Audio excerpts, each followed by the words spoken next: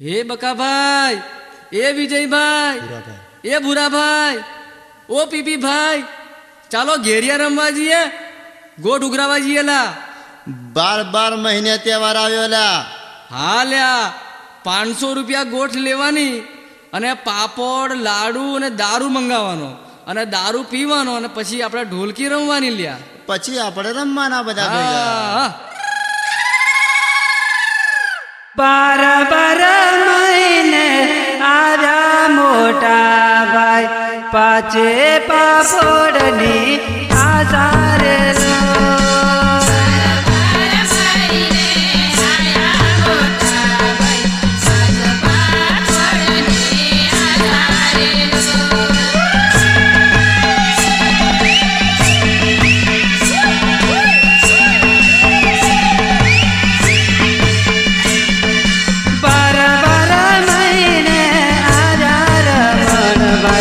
आज तारिया बरूले सुरे लो।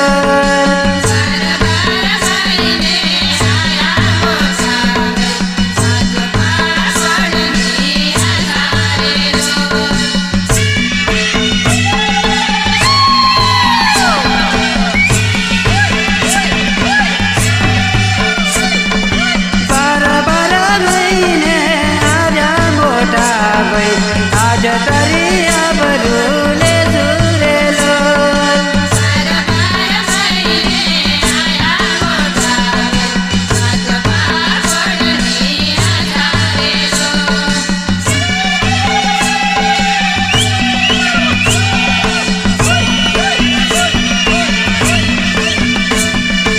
आले के बाया अलवे बाबी रे आज तारिया बरूले सुरे लो।